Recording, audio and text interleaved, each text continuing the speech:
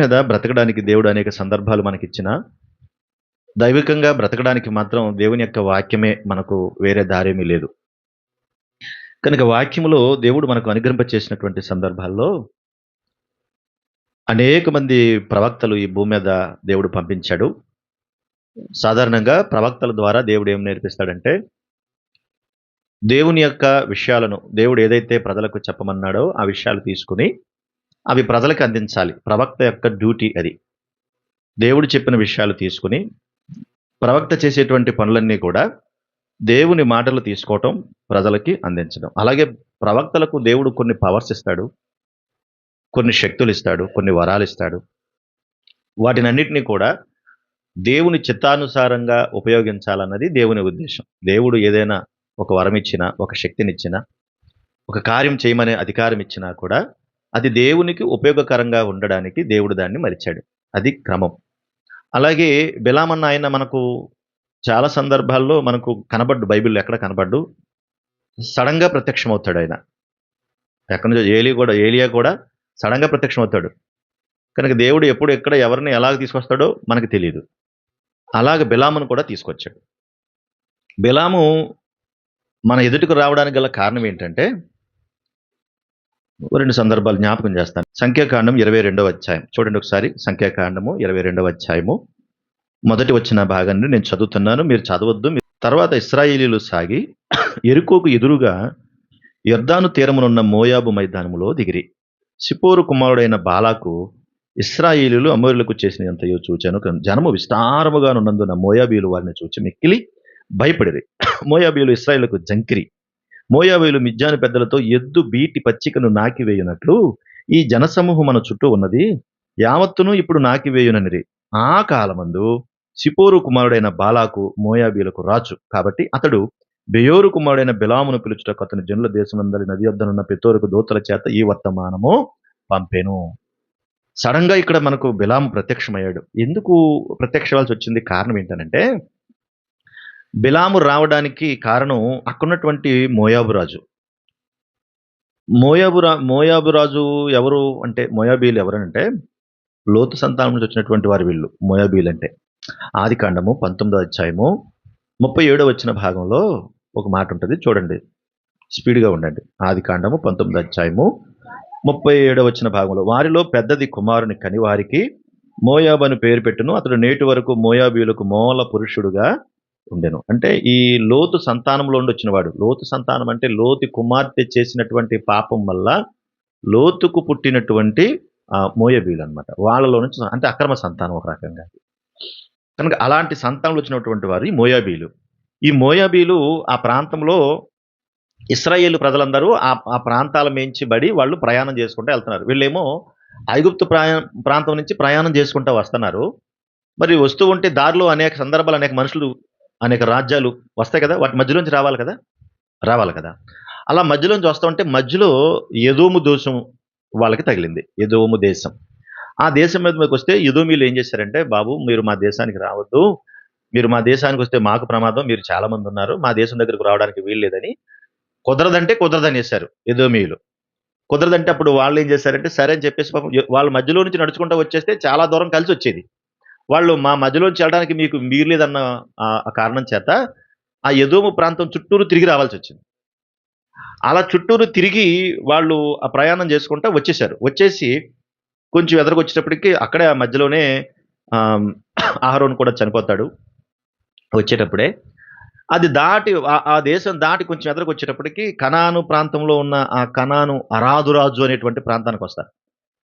వాడు చాలా ఉత్సాహం పడిపోయి, అరాదురాజు అన్నవాడు, వీళ్ళు చాలా మంది ఉంటే వీళ్ళని ఇరగదీసేస్తాను, వాళ్ళని కొట్టి చంపేస్తాను అన్నట్టుగా వీళ్ళ మీదకి యుద్ధానికి వచ్చేసాడు. ఎవరి మీదకంటే ఇశ్రాయేల్ ప్రజల మీద. ఇశ్రాయేల్ ప్రజలు ఏం చేశారంటే దేవునికి మొరపెట్టుకుని, నాయన ఈడు ఓవరాక్షన్ చేస్తున్నాడు, ఈయన మేము ఒక దెబ్బకి చంపేయాలనుకుంటున్నాం, కాబట్టి నువ్వు మాకు సహాయం చేయాలని చెప్పి ఇశ్రాయేల్ ప్రజలు అడిగారు. దేవుడు అన్నాడు, వేసేయండి అయితే ఇల్లు అన్నాడు. మీ భాష అది. అప్పుడు ఏం చేశాడంటే సరే అని చెప్పి వాళ్ళు అరాధరాజుని యుద్ధం చేశారు. ఆ దేశాన్ని గెలుచుకున్నారు. ఆ దేశాన్ని ఆక్రమించేసుకున్నారు ఇశ్రాయేల్ ప్రజలందరూ పోగడి. అది దాటుకుని కొంచెం ఎదరకొచ్చారు. కొంచెం ఎదరకొచ్చేటప్పటికి అక్కడ అమోరీయుల దేశం వచ్చింది. మరి దాటుకుంటూ వెళ్తున్నారు కదా, వీళ్ళు వెళ్ళాల్సిన ప్రాంతానికి వెళ్ళాలి. అమోరీల ప్రాంతం వచ్చేటప్పటికి వాళ్ళు కూడా ఓవర్ యాక్షన్ చేసి వీళ్ళ మీద ఎగిరితే వాళ్ళని కూడా ఇరగ కొట్టేశారు పట్టుకొని. వీళ్ళు ఎంతమంది ఉన్నారు? కాల్బలమే 6,00,000 మంది ఉంటే పిల్ల బీరకాయ అంతా నడుచుకుంటూ వెళ్తే 20,00,000 మంది నడుచుకుంటూ పోతూ ఉంటే ఎలా ఉంటది? 20,00,000 మంది సుమారుగా ఉన్నటువంటి జనం అందరూ పోగడి ఇలా నడుచుకుంటా పోతామంటే ఎలా ఉంటది? లక్షల మంది నడుస్తూ వెళ్తుంటే ఎలా ఉంటది అసల? అందుకే అందరూ భయపడిపోతున్నారు. ఆ సమయంలో ఈ మోయాబీయులు దగ్గరికి వచ్చారు ఈళ్ళు.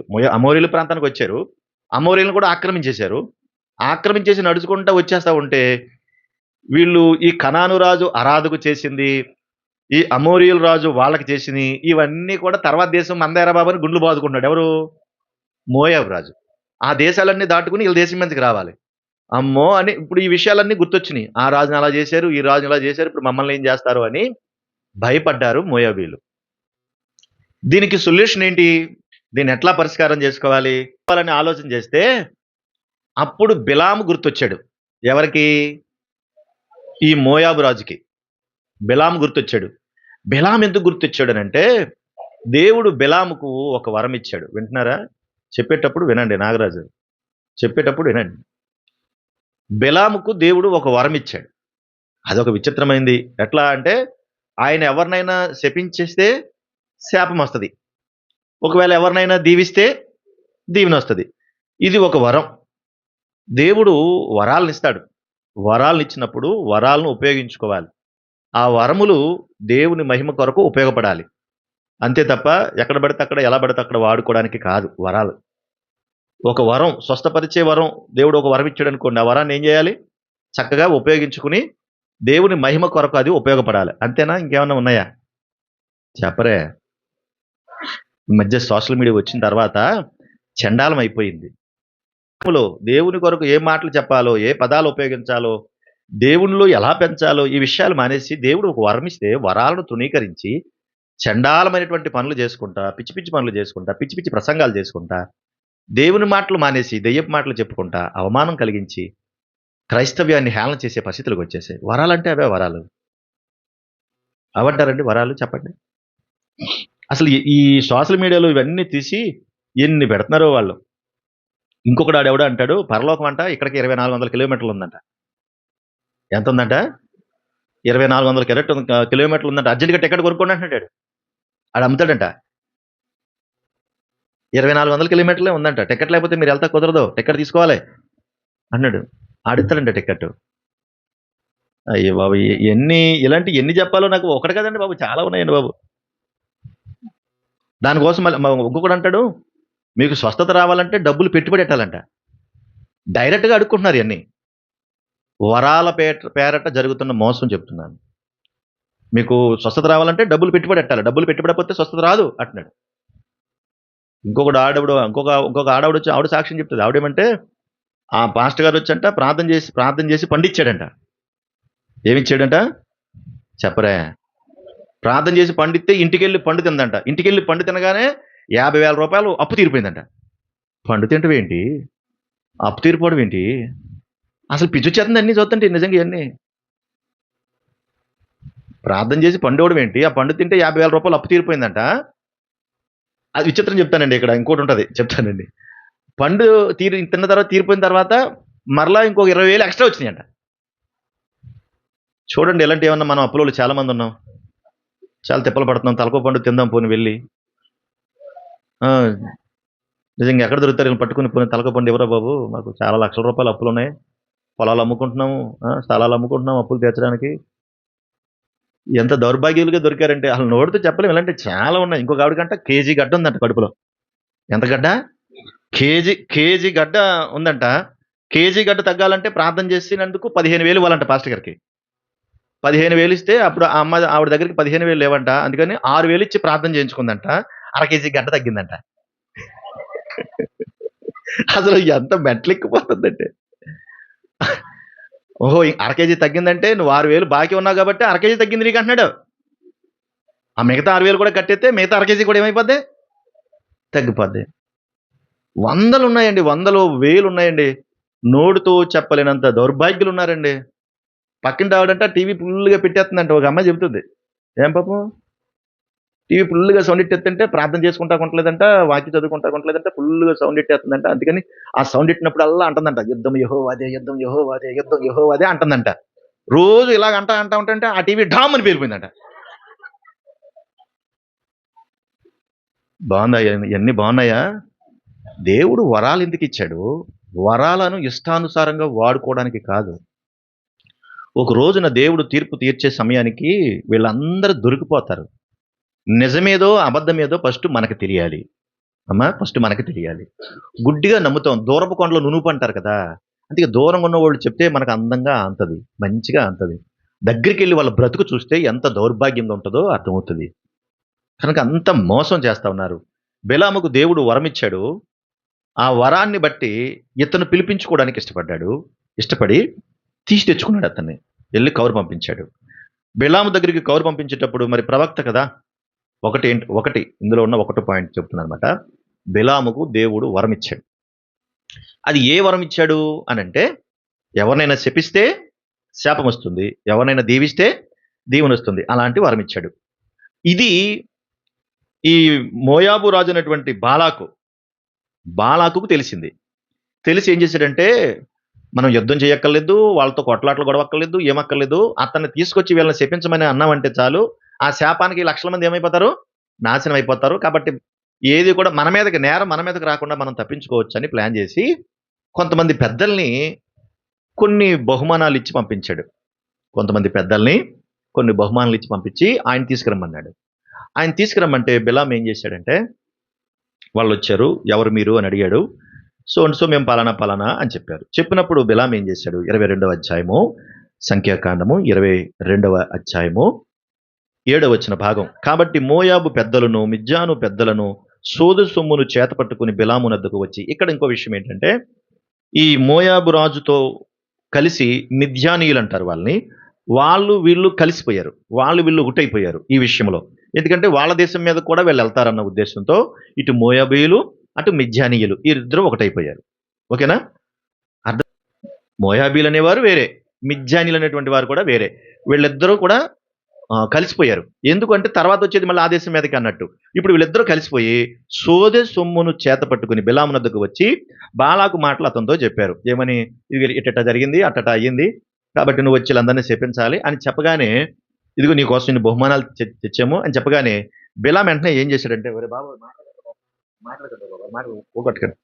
చూడండి అక్కడ బిలాం వెంటనే ఏం చేశాడో తెలుసా? 8వ వచనం. అతడు వారితో, ఈ రాత్రి ఇక్కడే ఉండండి, యెహోవా నాకు సెలవిచ్చిన మాటలు నేను తిరిగి వచ్చి మీతో చెప్పెదను. అప్పుడు మోయాబు అధికారులు బిలాము వద్ద బస చేసిరి. ఏం చెప్పాడు అంటే, మీరు ఇక్కడ ఉండండి, ఈ రాత్రి మీరు ఇక్కడ ఉంటే గనక నేను దేవునితో మాట్లాడతాను. నేను దేవుడితో మాట్లాడినప్పుడు దేవుడు నాకు ఏమైతే చెప్పాడో ఆ విషయాలు తీసుకొచ్చి మీకు చెప్తానన్నాడు. బాగుంది. తనంతట తన నిర్ణయం తీసుకోకుండా ఎవరికి అప్పగించాడు? దేవుడికి అప్పగించాడు. అలాగే చేసేద్దాం అనలేదు. దేవునితో చెప్తాను, దేవుడు ఏమంటే అది నేను మళ్ళీ మీకు తిరిగి వచ్చి చెప్తానన్నాడు. ఆ దేవుడు ఆ రోజు బిలాంతో మాట్లాడాడు. ఏమనంటే, నీ దగ్గరికి వచ్చినటువంటి మనుషులు ఎవరు అని అడిగాడు. దేవుడు మాట్లాడాడు బిలాముతో. ఎవరు అని అడిగితే, ఇదిగో పలానా రాజు వాళ్ళ మనుషులను పంపించారు, మరి ఇదిగో ఇన్ని బహుమానాలు పంపించారు నాకు, ఈ బహుమానాలు తీసుకొచ్చి ఎవరో జనం అంట మొత్తం అంతా కూడా వాళ్ళు ఏకంగా పొలిమేర అంతా కప్పేసిలా ఉన్నారంట. వాళ్ళు ఎద్దు బీటి పచ్చికను నాకి వేసినట్టుగా ఉన్నారు, వాళ్ళు మొత్తం నాకేసిలా ఉన్నారు, వాళ్ళు అందరూ కలిసి. మామూలుగా లేదు వాళ్ళ పరిస్థితి. అలాంటి వాళ్ళందరినీ వచ్చి మరి నన్ను చెప్పించమంటున్నారు, ఇది విషయం అని చెప్తే అప్పుడు దేవుడు అన్నాడు 12వ వచనంలో, అందుకు దేవుడు, నీవు వారితో వెళ్ళకూడదు. ఈ విషయం గుర్తుపెట్టుకోండి బాగా. 12వ వచనం, దేవుడు, నీవు వారితో వెళ్ళకూడదు, ఆ ప్రజలను శపింపకూడదు, వారు ఆశీర్వదించబడిన వారని బిలాముతో చెప్పాను. 3 మాటలు చెప్పాడు. నువ్వు వారితో వెళ్ళకూడదు, నువ్వు వారిని చెప్పించకూడదు, వారు ఆశీర్వదించబడిన వారు. క్లియర్గా చెప్పేశాడు దేవుడు, నువ్వు వెళ్ళడానికి వీలు లేదు అని చెప్పేశాడు. చెప్పిన తర్వాత బిలాము బయటకు వచ్చాడు. తెల్లారింది. నాయనా, మరి దేవుడైతే మరి వెళ్ళొద్దని అంటున్నాడు, మీతో పాటు రావద్దని చెప్తున్నాడు దేవుడు. కనుక దేవుడు చెప్పింది నేను చెయ్యాలి కదా, దేవుడు వెళ్ళమంటలేదు కాబట్టి నేను మీతో రాను, దయచేసి మీరు వెళ్ళిపోండి అన్నాడు. అన్నారా? వెళ్ళిపోమన్నాడు. వెళ్ళిపోమంటే అందరూ వెళ్ళిపోయారు. వెళ్ళిపోయి బాలాకు రాజుతో చెప్పారు, మోయాబు రాజుతో చెప్తే, ఇది ఇలాగయింది, మరి దేవుడు వెళ్ళొద్దన్నాడంట. అంటే, ఓహో, అంటే నేను ఇచ్చినటువంటి బహుమానాలు ఒకవేళ సరిపోలేదేమో, నేను కొంచెం కేజీ లెక్కనే ఇచ్చినట్టున్నాను, టన్నుల లెక్కన కావాలి కాబోలు అనుకుని, ఇలా కాదని ఇంకొంచెం పెద్ద అధికారులను తీసుకుని, ఇంకొంచెం ఎక్కువ డబ్బు తీసుకుని, ఇంకొంచెం ఎక్కువ బంగారం అవి బహుమానాలు తీసుకుని మరలా వెళ్ళి మీరు మళ్ళా చెప్పండి అన్నాడు. మళ్ళా చెప్పండి అని రెండోసారి పంపించాడు. రెండోసారి పంపిస్తే రెండోసారి వారు వెళ్ళి బిలాం దగ్గరికి మాట్లాడుతున్నప్పుడు వెంటనే బిలాం ఏమనాలా? ఆల్రెడీ క్లియర్ కట్గా చెప్పేశాడు కదా దేవుడు. ఒకటి వారు అక్కడ చెప్పాడు, వారితో నువ్వు వెళ్ళకూడదు, వారు నువ్వు చెప్పించకూడదు, వారు ఆశీర్వదించబడిన వారు. ఈ 3 మాటలు గుర్తుపెట్టుకోండి. క్లియర్గా చెప్పాడు కదా. ఒకసారి దేవుడు చెప్పినప్పుడు బిలాం ఏం చేయాలి? ఇదేంటి, ఆల్రెడీ నేను మీకు చెప్పాను కదా, దేవుడు ఇలా చెప్పాడు కదా, మరలా మీరు ఎందుకు వచ్చారు అని అనలేదు. రెండో పాయింట్ ఏంటంటే, బిలాం దగ్గర ధనముపై ఆశతో దేవుని ఆజ్ఞను మీరాడు. అది రెండో మాట. మొదటి మాట ఏమో దేవుడు వరాన్ని ఇస్తే పాడు చేసుకున్నాడు, వరం ఇచ్చాడు, దేవుడు అతనికి వరం ఇచ్చాడు. రెండోది ధనం పైన ఆశతో దేవుని ఆజ్ఞను మీరేశాడు. ఎట్లా మీరాడు ఇతను అంటే, దేవుడు వద్దు అని చెప్పినప్పుడు మరలా వెంటనే వద్దు అని చెప్పకుండా ఏం చేశాడు? మీరు రాత్రికి ఉండండి, నేను వెళ్ళి మళ్ళీ దేవుడు ఆల్రెడీ చెప్పాడుగా, మళ్ళీ రాత్రికి ఉండండి, మీరు ఇక్కడ ఉండండి చెప్పాల్సినటువంటి అవసరం ఏంటి? అంటే దేని మీద ఆశ పుట్టింది? వాళ్ళ తెచ్చినటువంటి ధనాలన్నీ చూశాడు, డబ్బంతా చూశాడు. అన్ని చూసిన తర్వాత చాలా ఆశ, ప్రేరేపణ కలిగింది. అప్పుడప్పుడు మనకు కూడా అంతే. ఒకటి కేకేసి 10 లక్షలు ఇస్తానంటే, ఇంకొకటి కేకేసి 20 లక్షలు ఇస్తానంటే ఎవరికి వెళ్ళిపోతాం మనం? డబ్బు అనేది సామాన్యమైనది కాదు, అది మోసం చేసేది. చూడండి ఒకసారి తిమోతికి రాసిన మొదటి పత్రిక 6 అధ్యాయం 9-10 వచనాలు చూడండి, త్వరగా చదవండి. తిమోతికి రాసిన మొదటి పత్రిక 6 అధ్యాయము 9-10 త్వరగా చదవాలి. ధనవంతుడగుటకు అపేక్షించువారు శోధనలోను ఊరిలోను అవివేకయుక్తమైన హానికరములైన అనేక దురాశల్లో పడుదురు. అట్టివి మనుషుల్లో నష్టంలో నాశంలో ముంచివేస్తాయి. ఎందుకనగా ధనాపేక్ష సమస్తమైన కీడులకు మూలము. కొందరు దాన్ని ఆశించి విశ్వాసం నుండి తొలగిపోయి నానా విధముల బాధలతో తమ్మును తామే పొడుచుకుంటారు. అంటే ధనాపేక్ష అంత ప్రమాదకరమైంది చెప్పాడు. ఒకవేళ నీ దగ్గర ధనం ఉంటే ఆ ధనాన్ని గురించి ఏం చేయాలి? అదే 6 అధ్యాయం 17 వచనంలో ఉంది. తిమోతికి రాసిన మొదటి పత్రిక 6 అధ్యాయము 17 వచనం. ఇహమందు ధనవంతులైన వారు గర్విష్ఠులు కాక అస్థిరమైన ధనమునందు నమ్మిక ఉంచక సుఖముగా అనుభవించుటకు సమస్తమును మనకు ధారాళముగా దయచేయు దేవుని యందే నమ్మిక ఉంచుటని వారితో చెప్పాను. ఒకవేళ ధనం ఉంటే గనక ధనం మీద కాదు నీ నమ్మకం, ఎవరి మీద ఉండాలన్నాడు? దేవుని మీద ఉండాలన్నాడు. ఇక్కడ ధనాన్ని చూడగానే ఆశ పుట్టి దేవుని ఆజ్ఞను మీరేశాడు. మీరటమే కాకుండా ఏం చేశాడు? మీరు ఎందుకు వచ్చారు, మరలా నేను చెప్పాను కదా అనకుండా మీరు ఇక్కడ ఉండండి అన్నాడు. అంటే ఎదురుగుండా ఏం కనపడుతున్నాయి? బాగా చాలా మంచి మంచివి కనపడతా ఉన్నాయి. అప్పుడప్పుడు మనం కూడా చూడండి, మనం అయి తినకూడదు, ఈ తినకూడదు, ఈ తినకూడదు అని డాక్టర్ చెప్పాడు అనుకోండి, అవి ఏ తినకూడదు అన్నాడు, అవన్నీ ఎదురుగుండా అలా కనపడతా ఉంటాయి, మంచి పొగలు వచ్చేస్తూ ఉంటాయి. ఆ టైంలో మనం మన కష్టం చూడాలి. ఆడు తినలేము, ఇటు ఉండలేము అన్నట్టు ఉంటుంది. ఈ డబ్బంతా అలాగ సువాసన వచ్చేస్తుంది ఇతనికి. నిజం. ఆ వాసనకి ఏం చేయాలో అర్థం కాక మీరు ఇక్కడ ఉన్నానంటే, ఆ రోజు దేవుడు ఏం చేశాడు? రాత్రి వెళ్ళి నేను దేవుడితో మాట్లాడాడు. సరే అయితే వెళ్తావా? వెళ్తావు అయితేని కదా, సరే వెళ్ళు. దాని అర్థం ఏంటి? నాయన నువ్వు వెళ్ళాలి అక్కడికి అన్నదానికి. సరే వెళ్ళు అంటే ఎలా ఉంటుంది అక్కడ? చాలా తేడా ఉంటుంది అక్కడ. అదే అంటున్నాడు, వెళ్తావా? సరే వెళ్ళు, కానీ నేను నీకేం చెప్పానో నువ్వు అదే చెప్పాలన్నాడు. సరే అది పట్టుకున్నాడు, సరే వెళ్తానన్నాడు. వాళ్ళతో పాటు లేచి వెళ్ళడానికి సిద్ధపడిపోయాడు. ప్రయాణం అయిపోయాడు. తన దగ్గర వచ్చిన గాడిద ఉంది, గాడిదని తీసుకుని గాడిద గుర్రం ఎక్కి వెళ్ళిపోతా ఉన్నాడు. వింటున్నారా? 2 పాయింట్లు అయిపోయింది, 3వ పాయింట్ చెప్తున్నా. మూడోది ఏంటంటే, గాడిద ద్వారా దేవుడు బుద్ధి చెప్పాడు.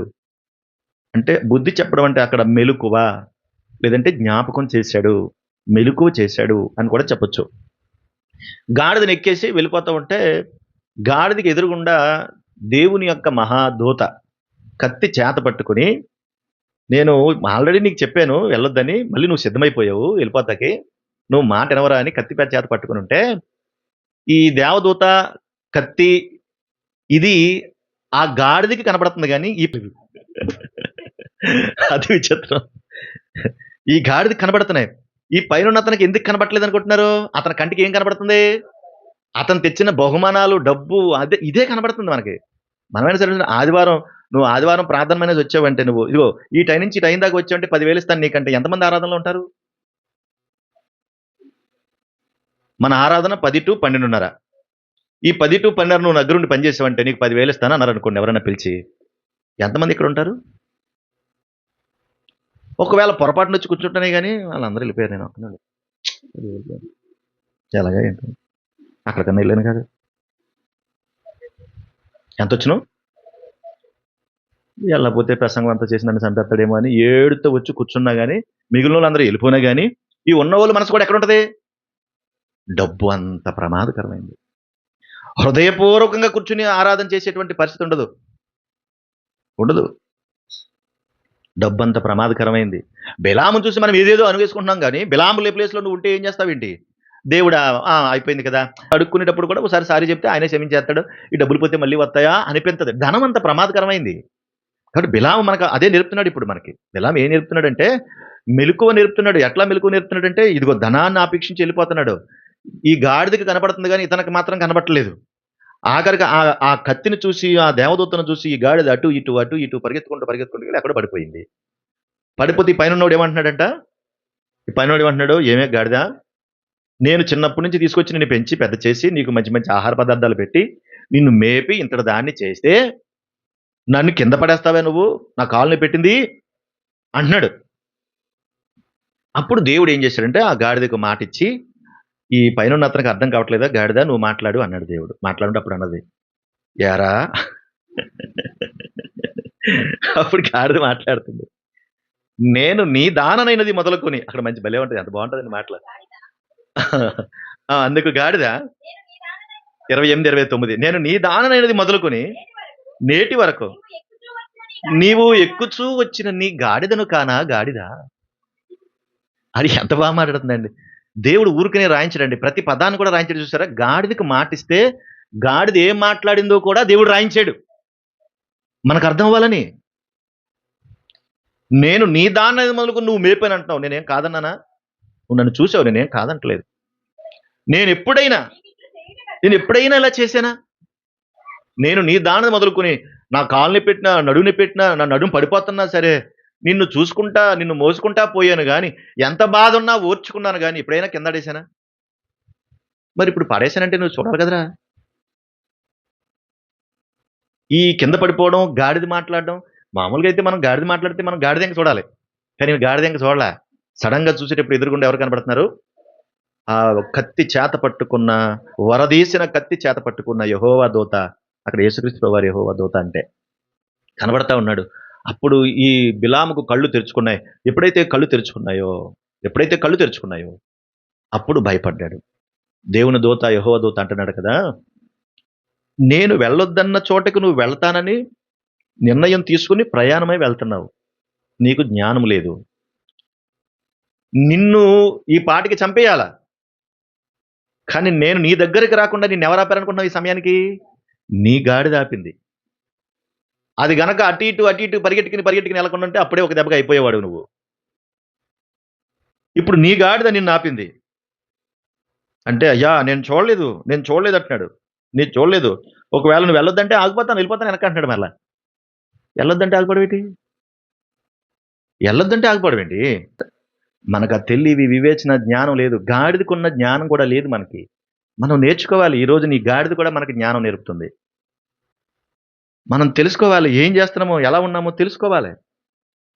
నిజంగా అలాంటి పరిస్థితులు ఉంటే ఎంత జాగ్రత్తగా ఉండాలి. ఆ రోజున దేవుడు మనకి జ్ఞానం లేకుండా మనం ప్రవర్తించినప్పుడు ఎవరొకరి ద్వారా దేవుడు బుద్ధి చెప్పిస్తాడు. ఆఖరికి అన్యులు కూడా వచ్చి మనతో మాట్లాడతారు. ఏనాయనా నువ్వు దేవుని నమ్ముకున్నావు కదా, ఆదివారం కదా ఇవాళ చర్చికి వెళ్ళేదేంటి అని అన్యులు అడుగుతారు. నీకు సిగ్గులేక నువ్వు రోడ్ల మీద ఎడుతూ ఉంటావు. అది మన దౌర్భాగ్యం. చేసుకోవాలి. మనకి జ్ఞానం లేకపోతే, మనకి బుద్ధి లేకపోతే దేవుడు ఇతరుల చేత మనకి బుద్ధి నేర్పిస్తాడు. దెబ్బ కొట్టైనా నేర్పిస్తాడు, కాలు చెయ్యి ఎరగొట్టైనా నేర్పిస్తాడు. నన్ను ఎవడరా ఆపేవాడు అంటే, నిన్ను ఆపేవాడు భూమి మీద ఎవడో లేడేమో, కానీ ఆకాశం మంది ఉన్నాడు ఆయన ఆపుతాడు నిన్ను. ఒక్క దెబ్బ కొడితే మరలా తిరగ సంవత్సరం దాకా లేగలేవు, అలా ఉంటుంది దెబ్బ. కాళ్ళు చేతులు బాగోపోయినా, అవయవాలు బాగోపోయినా, నడవలేనటువంటి స్థితిలో ఉన్నా ఆరాధన చేయాలి, దేవుణ్ణి ఆరాధించాలని గడగడ వణుకుతూ కూర్చుంటున్నారు సన్నిధిలో. అవయవాలు బాగోపోయినా, వయసు పెరిగినా, కాళ్ళు చేతులు బాగోపోయినా, నడవలేకపోయినా కూడా వచ్చి కూర్చుంటున్నారు. మరి నీకేం పోయే కాలం? కాళ్ళు చేతులు బాగుండి, అవయవాలు బాగుండి ఎందుకు ఏడుస్తున్నావు? ఇచ్చిన అవకాశాన్ని పాడు చేసుకోవడం కదా అది. అందుకే ఆ రోజున బిలాముకి బుద్ధి లేకపోతే దేవుడు గాడిద ద్వారా ఏం చేశాడు? మెలకువ నేర్పుతున్నాడు, జ్ఞాపకం నేర్పిస్తున్నాడు. నేను నీకు చెప్పిందేంటి, నువ్వు చేస్తుందేంటి అంటున్నాడు. ఎంత జాగ్రత్తగా ఉండాలి మనం. 4వ మాట కూడా చెప్తాను చూడండి. 4వ మాట, బిలాము నోట దీవెన వచనము. అది 4వ మాట. బిలాము నోట దీవెన వచనం. అంటే ఈ మాట ఎందుకు చెప్పానంటే, శపించాలని, అందరినీ శపించి నాశనం చేయాలని కోరుకున్నాడు. ఎవరు? బాలాకు రాజు, మోయాబు రాజు. అందరిని నువ్వు శపించాలి, వీళ్ళందరూ నాశనం అయిపోవాలి అని. అదే కదా వాళ్ళ కోరిక. ఆ మిద్యానీయులు మోయాబీల కోరిక అదే కదా. కానీ దేవుడు ఏమన్నాడు? నోరు జాగ్రత్త, నోరు జాగ్రత్త, నువ్వు ఏది మాట్లాడుతున్నావో జాగ్రత్త, నేనేం చెప్పాను అదే నువ్వు చేయాలి అన్నాడు. సరే అయితే అని చెప్పి అన్నాడు. తీరా అక్కడికి వెళ్ళి అక్కడ బలిపీఠం కట్టమన్నాడు, ఏయో చేయమన్నాడు, అన్నీ చేసి నువ్వు చెప్పించమంటే ఆయన ఏం చేస్తున్నాడు చూడండి. 5వ వచనం, 23వ అధ్యాయం 5వ వచనం. సంఖ్యాకాండము 23వ అధ్యాయము 5వ వచన భాగం. యెహోవా ఒక మాట బిలాము నోట ఉంచి, ఎల్లిగో మాట్లాడాడు. ఎవరించారంట మాట? దేవుడు బిలాము నోట ఒక మాట పెట్టాడంట. మెట్టి నువ్వు ఎల్లో మాట్లాడమంటే 8వ వచనంలో అంటున్నాడు, ఏమని శపింపగలను? దేవుడు శపింపలేదే. ఏమని భయపెట్టగలను? దేవుడు భయపెట్టలేదే. శపించమని నువ్వు అంటున్నావు, కానీ నోట్లో తిరిగితే ఏమొస్తుంది? దీవెన మాటే వస్తుంది కానీ శాపనార్థం రావట్లా. అంటే ఏమర్థం చేసుకోవాలి? నీ నోరు, నీ మాట, నీ హృదయం దేవుని స్వాధీనంలో ఉంది, ఆయన ఆధీనంలో ఉంది. నీ నోరు పడిపోయేలాగా చేయాలంటే ఎంత టైం పడుతుంది ఆయనకి? మన కంట్రోల్ అంతా కూడా దేవుని స్వాధీనంలో ఉంది. నేను నీకు దీవెన వచనం ఉంచాను కాబట్టి నువ్వేం చేయాలి? దీవెన వచనం పలుకు. మళ్ళీ ఈయన గారి కోరిక ఏంటో తెలుసా? ఆ 10వ వచనంలో ఉంటది, నీతిమంతుల మరణము వంటి మరణము నాకు లభించును గాక అంటున్నాడు. మళ్ళీ ఎలాంటి మరణం రావాలని కోరుకుంటున్నాడు? నీతిమంతుల మరణం రావాలంట, కానీ శపించడానికి మాత్రం రెడీ అయిపోయాడు. అంటే దేవుడిచ్చే ఆశీర్వాదాలందరూ నాకు కావాలి, నేను మాత్రం అందరినీ శపిస్తాను, అదే ఆయన ఉద్దేశం. కనుక ఎంత ప్రమాదకరమైనటువంటి పరిస్థితిలో చూడాలి. ఒకసారి నిజంగా ఆ రోజున దేవుడు బిలాము నోట ఏముంచాడంటే దీవెన వచనమే ఉంచాడు, కానీ శాప వచనం అసలు రానివ్వలేదు దేవుడు. ఎందుకంటే బహుమానాలన్నీ చూడగానే ఏమనిపిస్తుంది? మాకు నేను తెరవమన్నప్పుడు తెరిచినప్పుడు వచ్చే మాట ఏంటి? ఏం రావాలి? దీవెన వచనమే రావాలి. దేవుడు ఎంత గొప్పడండి. చాలా ప్రయత్నం చేస్తున్నాడు, కానీ దేవుడు ఏం చేశాడంటే మూసి పడేశాడండి. చూడండి సంఖ్యాకాండము 23వ అధ్యాయం 12వ వచనం. అందుకతడు 11, అంతటా బాలాకు బిలాముతో, నీవు నాకేం చేశావు? నా శత్రువులను శపించుటకు నిన్ను రప్పించి తిని, అయితే నువ్వు వారిని పూర్తిగా దీవించావు, నేనేమో శపించమని. నువ్వు పూర్తిగా దీవించేసావు అంటే అప్పుడు ఆయన అంటున్నాడు, యెహోవా నా నోట ఉంచిన దాని నేను శ్రద్ధగా పలకవద్దా? నువ్వు చెప్పమంది నేను ఎలా చెప్తాను రా? చెప్దామన్నా నోరు రావట్లేదు ఇక్కడ. యెహోవా నా నోట ఉంచిన మాట నేను శ్రద్ధగా పలకొద్దా? 19వ వచనం. దేవుడు అబద్ధమడుటకు ఆయన మానవమాడు కాడు, పశ్చాత్తపుడు ఆయన నరపుత్రుడు కాడు. ఆయన చెప్పి చేయకుండా ఉంటాడా? మాట ఇచ్చి స్థాపించకుండా ఉంటాడా? ఒరే నువ్వు నన్ను అబద్ధం చెప్పమంటున్నావురా, ఆయన అబద్ధమాడేవాడు కాదు. నువ్వు నన్ను శపించమంటున్నావురా, ఆయన శపించొద్దన్నాడు రా. అసలు ఎంత అద్భుతంగా ఉన్నాయి చూడండి. ఈ మాటలనే చాలా చోట్ల ఉటంకించాడు. చూడండి యెహోషువ గ్రంథము 24వ అధ్యాయము 9వ వచన భాగం చూడండి. 24:9. యెహోషువ కూడా జ్ఞాపకం చేస్తున్నాడు. తరువాత మోయాబు రాజును సిప్పోరు కుమారుడైన బాలాకును లేచి ఇశ్రాయేలుతో యుద్ధం చేసి మిమ్ము శపించుటకు బెయోరు కుమారుడైన బిలామును పిలవనంపగా, నేను బిలావి మనవ విననల్లనైతిని గనుక అతడు మిమ్మును దీవించుచునే వచ్చాను. అతని చేతి నుండి నేనే అంటున్నాడు దేవుడు. వాడు మిమ్మల్ని శపించాలని వస్తే నేనేం చేశాను?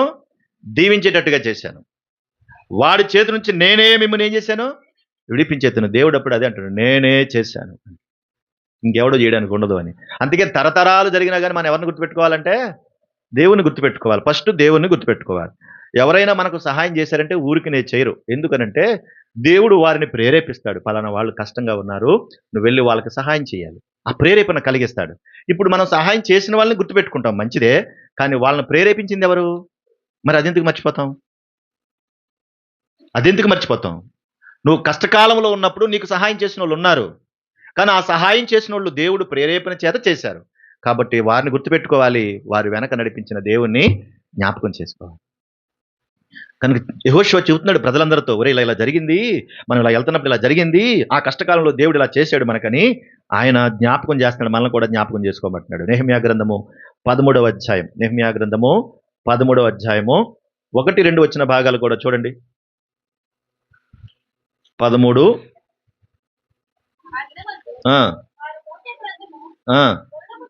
మోషే గ్రంథము జనులకు చదివి వినిపించగా అమ్మోనీయులు గాని మోయాబీలు గాని దేవుని యొక్క సమాజమును ఎన్నటికి చేరకూడదు. వారు అన్నపానములు తీసుకుని ఇశ్రాయేలులకు ఎదురుపడక వారిని శపించమని బిలామును ప్రోత్సాహపరిచరి. అయినను మన దేవుడు ఆ శాపమును ఆశీర్వాదముగా మార్చెనని వ్రాయబడినట్టు కనబడేను. చూడండి, నెహెమ్యా కూడా గుర్తు చేస్తున్నాడు. నెహెమ్యా కూడా జ్ఞాపకం చేస్తున్నాడు. మీరు ఎలా బ్రతికారు, మీరు ఎలా ఉన్నారో. ఆ రోజుల్లో అమ్మోనీయులు, మోయాబీలు అందరూ కలిశారు, చాలా ఇబ్బంది పెట్టారు, బిలామును ప్రోత్సాహం చేశారు, శపించమన్నారు. కానీ దేవుడు ఏం చేశాడు? అది దీవెనగా మార్చాడు. అది దీవెనగా మార్చాడు. ఇది మీరు మర్చిపోవద్దు. అట్లా ఇది మీరు మర్చిపోవద్దు. కనుక దేవుడు దీవించేవాడే. శాపం మన మీదకి ఎప్పుడు మనం తెచ్చుకోకూడదు. మనమే దాన్ని పాడు చేసుకుంటాం. బిలామా స్థితిలోకి వెళ్ళిపోయాడు. నాయనా నువ్వు దీవించు అంటే శపించడానికి సిద్ధపడ్డాడు, ధనాన్ని ఆపేక్షించి. 4 మాటలు చెప్పాను. 5వ మాట, బిలాము ఆ బహుమానాల కొరకు లేదంటే ఆ ధనం కొరకు చెడిపోయాడు. తన స్థితి మర్చిపోయాడు మొత్తానికి. ధనము కొరకు చెడిపోయినటువంటి బిలాం ఎంత దిగజారిపోయాడంటే, ఎంత ఇప్పుడు తన దృష్టి అంతా కూడా ఆ బహుమానం మీద ఉండిపోయింది. విన్నారు కదమ్మా? ఆ బహుమానం ఉండిపోయింది. దేవుడు ఏమంటున్నాడు? తీసుకుంటానికి లేదన్నాడు. వాళ్ళేమో శపించమంటున్నారు. ఇతనేమో శపిస్తే మనకు డబ్బులు వస్తాయి, దీవిస్తే మనకేమీ రాదనుకుంటున్నాడు. కొన్నిసార్లు దేవుని కార్యాలు ఎట్లా ఉంటే, దేవుడికి మనకిస్తే ఏమవుతుంది? అది మనం వడ్డీకి ఇచ్చామనుకో, అలా తిరిగి తిరిగి తిరిగి తిరిగి తిరిగి సంవత్సరం వచ్చినడికి చేతిలోకి వస్తాయి అనిపిస్తుంది. దేవుడి దగ్గరికి వెళ్తే మనకేమొస్తుంది? మనం బయటికి వెళ్తే బోల్డ్ డబ్బులు వస్తాయి అనిపిస్తుంది. అంటే కొన్ని సమయాల్లో దేవుడు చాలా చిన్నగా కనిపిస్తాడు మనకి. దేవుని వల్ల ఏం ఉపయోగం లేదనిపిస్తుంది. నేను ఇన్ని చేశాను, నువ్వు నాకు ఏం చేసావు అన్నట్టుంటది. ఎదురుగుండా ఇన్ని బహుమానాలు వస్తే వాటిని అన్నిటిని నేను కాల్దనుకోవాలా, పోగొట్టుకోవాలా అనిపిస్తుంది. ఇప్పుడు బిలాముకు కూడా అదే పరిస్థితి కలిగింది. తన దృష్టి అంతా కూడా వాటి మీద ఉండిపోయింది. ఎందుకంటే ఆడు బాగా ఎక్కువగా పట్టుకొచ్చేస్తున్నాడు. కానీ మీరు ఆలోచించండి, ధనం గొప్పదా, దేవుడు గొప్పోడా? బంగారం గొప్పదా, దేవుడు గొప్పోడా?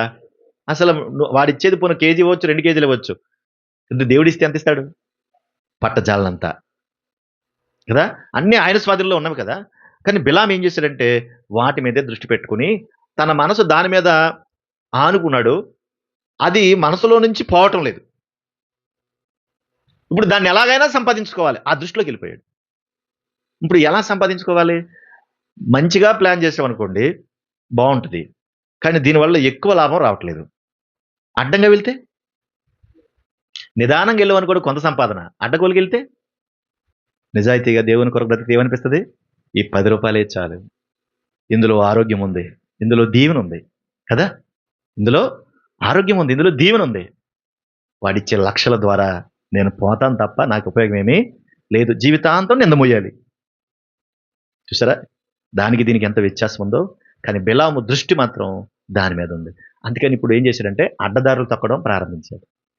ఎలా వెళ్ళిపోయాడు అడ్డదారులోకి అంటే, ఇశ్రాయేలు ప్రజలందరూ కూడా లక్షల మంది ఉన్నారు, వీళ్ళందరూ పక్కన ఉన్నారు, వీళ్ళని ఎలాగ దారి మళ్లించాలనుకున్నాడు. అప్పుడు మిద్యాను స్త్రీలు, ఇటు మోయాబు స్త్రీలు, వీళ్ళందరినీ ఏం చేశాడంటే బిలాముని, బాలాకు రాజుని పిలిచి ఒక తప్పుడు సలహా ఇచ్చాడు.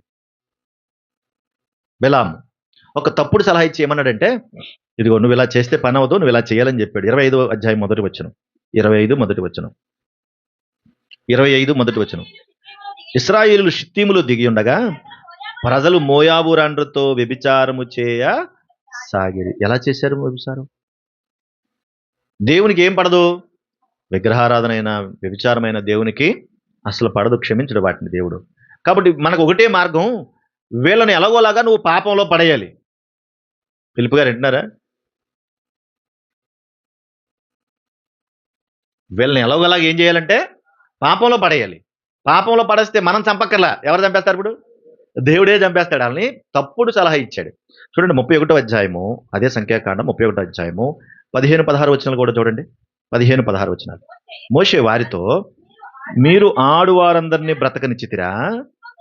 ఇదిగో బిలాము మాటను బట్టి పెయోరు విషయంలో ఇశ్రాయేళ్ల చేత యెహోవా మీద తిరుగుబాటు చేయించిన వారు వీరు కదా. ఇశ్రాయేలు మీద తిరుగుబాటు చేయించిన వారు వీరికి కాదంటే ఈ మోయాబు స్త్రీలే కదా అని చెబుతున్నాడు. ఈ మోయాబు స్త్రీలే కదా, వీళ్ళ వల్లే కదా విచారం చేసి వాళ్ళు పాపంలో పడ్డారు, వీళ్ళ వల్లే కదా పాపం చేయడం కదా వాళ్ళని చంపేశారు, వాళ్ళ వల్లే కదా దేవుడు తెగులు తెప్పించాడు వాళ్ళ మీదకి. చూసారు ఎలా ఎలా ప్రయోగం చేశారు? ఇప్పుడు ధనాన్ని ప్రయోగిస్తారు. ఇప్పుడు ధనానికి పడలేదనుకోండి, ఎవరిని ప్రయోగిస్తారు? ఇప్పుడు స్త్రీలను ప్రయోగిస్తారు. ధనాన్ని ఆశ చూపించారు అనుకోండి, ధనానికి లొంగకపోతే స్త్రీలను ఆశ చూపుతారు. ఎలాగోలాగా వాళ్ళని ఏం చేయాలి ఇప్పుడు? ఆకట్టుకుని ఆ డబ్బంతా తెచ్చేసుకోవాలి. వాళ్ళందరినీ కూడా తప్పుడుగా వ్యవహారం చేసినట్టుగా చూపించాలి. వాళ్ళందరినీ దేవుడి చేతే చంపించేయాలి. మనకు మట్టి అంటుకోకూడదు. చూడండి ఎంత భయంకరమైన శిక్ష. ఆ రోజున వాళ్ళని తీసుకొచ్చి ఇశ్రాయేలు ప్రజలకు ఉసుగొలిపారు. ఉసుగొలిపితే వాళ్ళొచ్చి వీళ్ళని ఆకర్షించారు. వీళ్ళెళ్ళి వాళ్ళతో పాపం చేశారు. దేవుడు వెంటనే కూడా తెగులు రప్పించాడు. చాలా మందిని చంపేశాడు. ఇశ్రాయేలు ప్రజలనే చంపేశాడు. చూడండి ఒకసారి అంటే ఎంత భయంకరమో మనకున్నటువంటి ఈ ఆశ, ఈ డబ్బు అనేటువంటి ఆశ, ఈ చెడు బహుమానాల పట్ల ఉన్నటువంటి ఆశ అతి ప్రమాదకరమైనది. యాకోబు పత్రిక 1వ అధ్యాయము 15వ వచనం చూడండి. యాకోబు పత్రిక 1వ అధ్యాయము 15వ వచనం. త్వరగా చదవాలి. యాకోబు పత్రిక 1:15.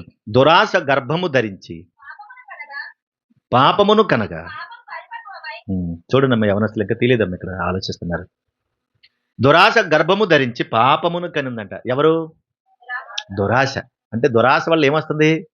పాపమే వస్తుంది. ఇప్పుడు బిలాముకి ఏమొచ్చింది? పాపమే వచ్చింది. కనుక ఆశ ఉండాలి కానీ దురాశ ఎప్పుడూ ఉండకూడదు. ఎప్పుడూ ప్రమాదమే అది. ఎప్పుడూ ప్రమాదమే. ఈ దురాశ వలన పాపం తెచ్చుకున్నాడు. పాపం వలన ఏమొచ్చింది అంటున్నాడు? పాపం వలన ఏమొచ్చిందంట? మరణమును కనుంటే పాపం చేయడం వల్ల మరణం వస్తుంది. దురాశ మరణం తీసుకొచ్చింది. దురాశ పాపాన్ని తీసుకొచ్చింది. దాన్ని మర్చిపోలేకపోతున్నాడు. ఆ బహుమానాలను చూసారా ఎంతగా తెగించాడో. తను ప్రవక్తనన్న సంగతిని కూడా మర్చిపోయాడు. మనం కూడా అంతే. నేను విశ్వాసిని, నేను ప్రభువుని నమ్ముకున్నటువంటి వాడను, ప్రభు నమ్ముకున్న దానను, నేను ఎక్కడున్నా ఏ ప్రాంతంలో ఉన్నా నేను ఒక విశ్వాసిని, నా దేవుడు నమ్మదగిన వాడు, నా దేవుడు ఉన్నతస్తుడు, నా దేవుడు పరిశుద్ధుడు అనేటువంటి విషయాలు కూడా మర్చిపోయే తిరిగేటువంటి పరిస్థితులు ఉన్నాయి. ఏ స్థితిలో ఉన్నా, ఏ ప్రాంతంలో ఉన్నా నేను పలానా సంగతి ఎప్పుడు మర్చిపోకూడదు. చూడండి ఆ సంఖ్యాకాండము 31వ అధ్యాయము, సంఖ్యాకాండం 31వ అధ్యాయం 8వ వచనం చూడండి. 8వ వచనం. చంపబడిన ఇతరులు గాక మిద్యాను రాజులను, అనగా మిద్యాను 5 రాజులైన ఎవిని, రేకెము, సూరు, హూరు, రేబును చంపిరి. బెయోరు కుమారుడైన బిలామును ఖడ్గముతో చంపిరి. ఏమైపోయాడంట? ఖడ్గముతో చంపిరంటే ఏం చేశారు? ఇప్పుడు చంపేశారు. వాళ్ళతో యుద్ధం చేశారు. ఇశ్రాయేలు ప్రజలందరూ వాళ్ళతో యుద్ధం చేశారు, మిద్యానులు మోయాబీలతో. తర్వాత వాళ్ళని చంపేశారు. మిద్యాను రాజులను కూడా చంపేశారు. వాళ్ళతో పాటు బిలామును కూడా ఏం చేశారు?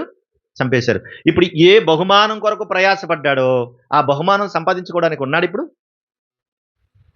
ఉన్నాడా? ఏం చేసుకోవాలి ఇప్పుడు? తనకు భార్య బిడ్డలు ఉన్నారో తెలియదు. తనకంటూ ఒక సంసారం ఉందో లేదో కూడా తెలియదు. కానీ దాని కొరకు వ్యామోహంతో పరుగులెత్తాడు. ఇప్పుడు అది ఉందా అంటే అసలు మనిషే లేడు. అసలు మన జీవితపు స్థితి, మన యొక్క ఆయుష్కాలం మన చేతుల్లో లేనప్పుడు దీని మీద ఎందుకు అంత వ్యామోహం? చూడండి యోధా పత్రిక ఒకే అధ్యాయం ఉంటుంది, 11వ వచనం. యోధా పత్రిక 1వ అధ్యాయం ఒకే అధ్యాయం ఉంటుంది కదా, 11వ వచనం. అయ్యో వారికి శ్రమ, వారు కయీను నడిచిన మార్గములో నడిచిరి, బహుమానము పొందవలనని. చూసారా, బహుమానము పొందవలనని బిలాము నడిచిన తప్పు త్రోవలో ఆతురముగా పరిగెట్టిరంటండి. ఎలా వెళ్ళాడు? మంచి త్రోవ అది మంచి త్రోవేనా? తప్పు త్రోవలో వెళ్ళిపోడంటండి. ఎందుకు అంటే ఆ బహుమానాలు సంపాదించుకోవాలని. అలాగే పేతురు రాసిన 2వ పత్రిక 2వ అధ్యాయం 14వ వచనం కూడా చూడండి. పేతురు రాసిన 2వ పత్రిక 2వ అధ్యాయము 14.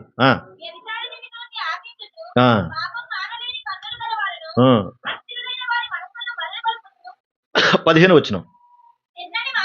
తిన్నని మార్గమును విడిచి బెయోరు కుమారుడైన బిలాము పోయిన మార్గమును బట్టి త్రోవ తప్పిపోయేది. తిన్నని మార్గం విడిచి తప్పు త్రోవలోకి వెళ్ళాడంట. చూసారా, ఆ బిలాము దుర్నీతి వలన కలుగు బహుమానమును ప్రేమించెను. అయితే తాను చేసిన అతిక్రమం నిమిత్తం అతడు గద్దెంపబడిను. ఎట్లనగా నోరు లేని గార్ధవ మానస్వరంతో మాట్లాడి ఆ ప్రవక్త యొక్క వెర్రితనమును అడ్డగించాను. ఏం జరిగింది? కడకి తిన్నని మార్గమును విడిచిపెట్టి తప్పు త్రోవలోకి వెళ్ళిపోయింట. దేనికి అంటే దుర్నీతి వలన వచ్చేటువంటి బహుమానాన్ని సంపాదించుకోవాలి. బాగుందా? ఇప్పుడు సంపాదించుకుని ఏం చేశాడు కడకి అంటే ఏమీ కూడగట్టుకోలేదు. అసలు మనిషే లేకుండా వెళ్ళిపోయాడు. అంతేకాదు ఇప్పుడు ఏం జరిగిందనంటే చివరి మాట, అందులో 6వ మాట ఏంటనంటే నేటి సంఘాలలో బిలాము బోధ. అదే 6వ మాట, చివరి మాట. కడకి ఏమైపోయిందనంటే బిలాము ఏ బోధ అయితే నేర్పించాడో, ఎలాగైతే ప్రేరేపించాడో, ఎలాగైతే బ్రతకడానికి సిద్ధపాటు చేశాడో, ఏదైతే విత్తనం నాటిపోయాడో అలాంటి పరిస్థితులు నేడున్నటువంటి సంఘాల్లో కూడా వచ్చేసాయి. అందులో పెర్గమా సంఘంలో కూడా ఉందా ఆ విషయం. ప్రకటన గ్రంథం 2వ అధ్యాయము 12వ వచనం, పెర్గములో ఉన్న సంఘపు దూత అన్నాడు. 14వ వచనం, ఆయనను నేను నీ మీద కొన్ని తప్పిదములు మోపవలసి ఉన్నది అని చెబుతూ, విగ్రహములకు బలిచ్చిన వాటిని తిన్నట్లుగా జారత్వము చేయునట్లు ఇశ్రాయేలుకు ఉరియొడ్డమని, చూసారా, జారత్వము చేయునట్లును ఇశ్రాయేలుకు ఉరియొడ్డమని బాలాకునకు నేర్పిన బిలాము బోధన అనుసరించు వారు నీలో ఉన్నారు. ఇశ్రాయేలును పడగొట్టాలంటే జారత్వం తప్ప వేరే మార్గం లేదు అని చెప్పి ప్రోత్సహించాడట. విగ్రహారాధన ప్రోత్సహించాడు, జారత్వాన్ని ప్రోత్సహించాడు. ఇప్పుడున్న సంఘాల్లో కూడా, చాలా సంఘాల్లో కూడా ఇలాంటి దౌర్భాగ్యకరమైనటువంటి పరిస్థితులు ఉన్నాయి. దాని ద్వారా అనేక సంఘాలు నాశనం అయిపోతున్నాయి. నోటుతో చెప్పలేనన్ని సంగతులు ఉన్నాయి. అందుకనే క్రైస్తవ్యం రోజు బయట విస్తరలాగా కనిపిస్తూ ఉంది. అవమానకరంగా కనపడడానికి అదొక కారణం. చాలా మంది ఉన్నారు, వాళ్ళ పేర్లని నేను చెప్పడానికి బాగోదు. అలాంటి సంఘాలు ఉన్నాయి, విగ్రహారాధనను ప్రోత్సహించేవి, జారత్వాన్ని ప్రోత్సహించేవి. ఆఖరికి సేవకులే అలాంటి స్థితిలో ఉన్నటువంటి పరిస్థితులు ఉన్నవి చాలా ఉన్నాయి. బిలాము బోధతో నిండిపోయి నాశనానికి హేతువుగా. కనుక ఈరోజు బిలాం మనకి ఏమి నేర్పించాడు? కొన్ని పాఠాలు నేర్పాడు మనకి బిలాం. ఏం పాఠాలు నేర్పించాడు? 6 విషయాలు చెప్పాను. ఈ 7 విషయాలు మీకు జ్ఞాపకం చేసి ముగిస్తాను. బిలాము ద్వారా మనం ఏమి నేర్చుకుంటున్నాం, ఆయన మనకి ఏం పాఠాలు నేర్పుతున్నాడు అనే పాఠాలు. మొదటిది, వరమునెప్పుడూ పాడు చేసుకోకూడదు. దేవుడు వరాలు ఇస్తాడు. అది ఏ వరమైనా కావచ్చు. నువ్వు పాడడానికి ఇచ్చాడా, చెప్పడానికి ఇచ్చాడా, సువార్త అందించడానికి ఇచ్చాడా, స్వస్థపరచడానికి ఇచ్చాడా, లేకపోతే భాష మాట్లాడడానికి ఇచ్చాడా, ఏదైనా కానీ కృపావరాలు దేవుడు అనేకం ఇస్తాడు. మొదటి కొరింథీ పత్రిక 12వ అధ్యాయం ఉంటుంది. రిఫరెన్స్ వద్దు, మీరు రాసేసుకోండి అంతే, రాసుకునే వాళ్ళు ఉంటే కనుక. కొరింథీయులకు రాసిన మొదటి పత్రిక 12వ అధ్యాయం 13వ అధ్యాయంలో అన్నీ కూడా అవి రాసి ఉంటాయి. కాబట్టి ఎప్పుడు కూడా వరాన్ని పాడు చేసుకోకూడదు. బిలాం మనకు నేర్పిస్తున్నాడు. తను పాడు చేసుకున్నాడు అలాగా. మనం అట్లాగా పాడు చేసుకోకూడదు. దేవుడు ఏ కృపావరమతి మనకి ఇచ్చాడో దాన్ని అభివృద్ధి చేసుకుని సంఘ క్షేమాభివృద్ధి కొరకు వాటిని ఉపయోగించాలి. ఏంటవి? సంఘ క్షేమాభివృద్ధి కొరకు వాటిని ఉపయోగించాలి. రెండవది, బిలాం మనకు ఏం నేర్పిస్తున్నాడంటే ధనాపేక్ష కలిగి ఉండకూడదు. ఎందుకు ధనాపేక్ష కలిగి ఉండకూడదంటే దానివల్ల నానా విధమైనటువంటి బాధల్లో పడి తన ప్రాణాన్నే పోగొట్టుకున్నాడు. కాబట్టి మనం ఆ స్థితిలోకి వెళ్ళిపోకూడదు. అది అతి ప్రమాదకరమైంది. మూడో మాట ఏంటంటే దేవునికి ఎల్లప్పుడూ విధేయులుగా ఉండడం నేర్చుకోవాలి.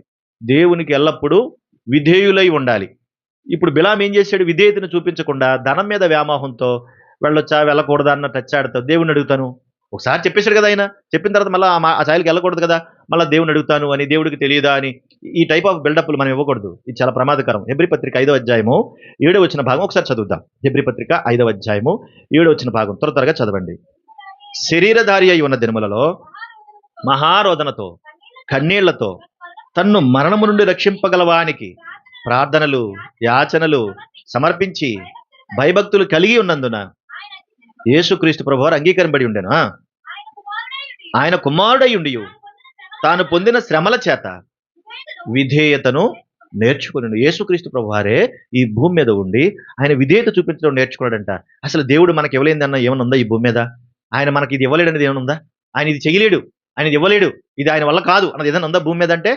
ఏమీ లేదు. మనమే ఏమీ చేయలేం. ఆయన అన్నీ చేయగలడు, అన్నీ ఇవ్వగలడు, ఏదైనా ఇవ్వగలడు. ఒక్క క్షణంలో ఏదైనా సరే తారుమారు చేయగలడు. అంత శక్తిమంతుడు ఆయన. కాబట్టి ఆయనకు మనం విధేయులుగా ఉండడం నేర్చుకోవాలి. 4వ మాట, దేవుని మాట పరిశుద్ధమైనది. దేవుని మాట పరిశుద్ధమైనది. కాబట్టి ఎప్పుడు కూడా దుర్భాష మాట్లాడకూడదు.